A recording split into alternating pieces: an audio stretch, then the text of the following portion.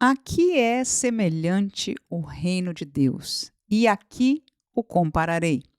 Essa foi a pergunta de Jesus que ele fez às pessoas que estavam diante dele numa pregação e que nós vamos estar analisando a sua própria resposta. Estamos falando de Lucas, capítulo 13, do versículo 18 ao 21, duas parábolas amalgamadas que Jesus propõe para nós e que nós vamos estar lendo neste dia. Desejo para você, desde já, uma feliz segunda-feira na santa paz do nosso Senhor e Salvador Jesus Cristo. Portanto, vamos ler Lucas capítulo 13, versículo 18 ao 21, e o texto diz o seguinte: E dizia: A que é semelhante o reino de Deus, e a que o compararei? É semelhante ao grão de mostarda que um homem, tomando, lançou na sua horta e cresceu, e fez-se grande árvore, e em seus ramos se aninharam as aves do céu. E disse outra vez: A que compararei o reino de Deus? É semelhante ao fermento que uma mulher, tomando, escondeu em 3 medidas de farinha, até que tudo levedou. Muito bem, estes textos são repetidos em 2 outros evangelhos. Esta citação de Lucas é uma citação breve, mas que nos coloca 2 parábolas, 2 comparações que Jesus fez, explicando àqueles que estavam adiante deles, e por que não dizer a nós, o que é o reino de Deus. Fazer entender uma realidade espiritual como essa do reino de Deus, que nós, inclusive os grandes estudiosos das Escrituras, estão até hoje usando palavras, escrevendo livros e tentando da melhor maneira explicar. Jesus, em sua grandíssima e infinda sabedoria, explicou de muitas maneiras, mas hoje propôs para nós 2 comparações. Uma com o grão de mostarda e uma com o fermento. E o que eu olho para estas 2 especiarias, ou estes 2 elementos que Jesus proporciona para exemplo, é a sua pequenez, a sua simplicidade na sua forma estética. O grão de mostarda, segundo o texto bíblico, em outro dos evangelhos, diz era o menor de todos, né, de todas as sementes. Ora, um grão pequeno. O fermento é algo que não chama a atenção de ninguém.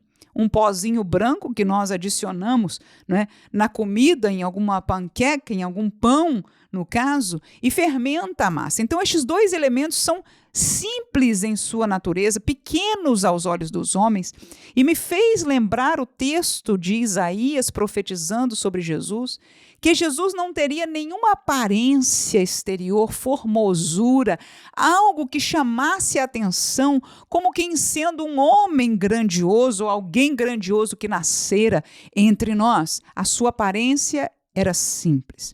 O reino de Deus, portanto, nesta simbologia de Jesus, traz esta primária aparência de simplicidade, de singelidade. Mas o seguinte fator que nós encontramos é o que acontece com o reino de Deus uma vez que ele está implantado. No grão de mostarda, a Bíblia diz que a semente, o homem planta a semente em sua horta. Na comparação da farinha, na comparação do fermento, ele diz que a mulher toma e esconde aquele semento na farinha, em 3 medidas da farinha. Então veja, quando o reino de Deus, ele entra em ação, ele começa a tomar efeito neste mundo, o que acontece nos 2 exemplos é uma mesma coisa. Você pode se lembrar do que acontece no texto? Ele cresce. O grão de mostarda plantado naquela horta começa a crescer e cresce de tal maneira que, segundo a comparação de Jesus e aqueles que com certeza conhecem da botânica e desta árvore, torna-se uma grandíssima árvore. Tão grande, tão forte, tão estruturada que, segundo o texto bíblico, as aves vêm aninhar-se sobre ela.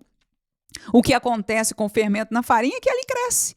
A palavra diz que nós também conhecemos esta realidade, que toda a massa levedou, ou seja, ela foi colocada e misturada, e o interessante é que a sua ação levedou, ou fez crescer, fez inchar toda aquela massa. Então, o crescimento é uma marca do reino de Deus quando ele entra em ação.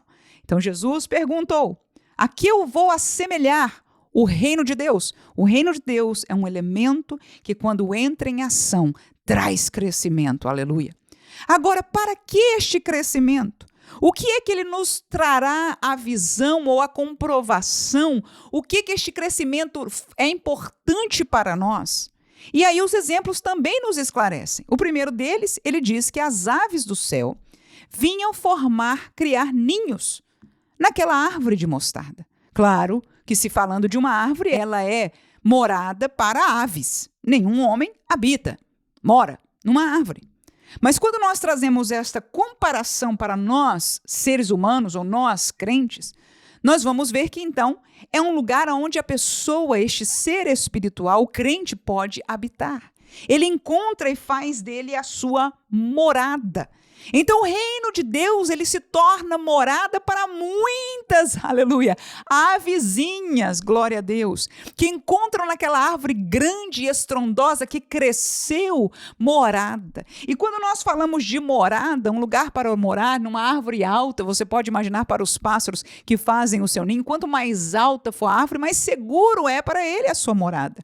Então, fala-se de uma morada segura. De lá você pode, das alturas, você pode ver os inimigos, você pode avistar melhor aonde você encontra comida, você pode ver a distância que precisa para chegar a algum lugar que você queira ir. É seguro contra os próprios inimigos. Então, é um lugar de morada, de segurança. Ninhos fala de ter filhos, né? Fala de família, fala de colocar, os ninhos são feitos pelas árvores para que eles ponham os seus ovos ali, depois os ovos vão abrir e se tornar uma família. Então esta árvore é uma árvore que lembra-nos da família de Deus, o reino de Deus. Então, ele é habitação para estas pessoas espiritualmente falando, e nós nos tornamos uma família. Fala também de alegria. Você pode ouvir uma árvore de manhã, eu aqui passo na minha vizinhança, e tem algumas árvores grandes que os passarinhos estão voando entre uma e outra e se comunicando entre eles, e a comunicação deles não é a voz, as palavras como nós temos, mas são cantos diferenciados entre uns e outros, mas com certeza eles estão comunicando, eles estão falando, há um som de alegria no ar, aleluia. E esta grande árvore chamada o reino de Deus é uma casa de alegria, glória a Jesus, para todos aqueles que vêm fazer morada, glória a Deus, nesta grande árvore. Começada com uma semente única, que teve que morrer para dar a sua vida, símbolo de Jesus Cristo que foi levado à cruz do Calvário. Ali ele faleceu, mas ao terceiro dia, a vida começou a brotar, aleluia, ele ressuscitou dos mortos. A igreja agora tinha a primícia dos que dormem, sendo levantado de entre os mortos, e naquele mesmo evento dos 3 dias, a palavra de Deus diz que ele levou o cativo o cativeiro, aleluia, trazendo um triunfo espiritual e eterno. E não muito depois ele apareceu aos seus discípulos e disse: fiquem em Jerusalém, reiterando o que ele já tinha dito, até que do alto recebam o poder. E 50 dias depois, o dia de Pentecoste, aconteceu o quê? O Espírito Santo cumpriu a promessa de Joel capítulo 2 e desceu e encheu aqueles que estavam ali do Espírito Santo, batizando com o Espírito Santo, e eles saíram para que o reino de Deus crescesse neste mundo. E nós, no outro dia, já foram 3.000 e 5.000 almas convertidas, e aquela árvore cresceu e tornou-se estrondosa. E o reino de Deus, ainda até hoje, por altos e baixos no passar da história, continua sendo aquilo que Jesus mostrou através desta parábola.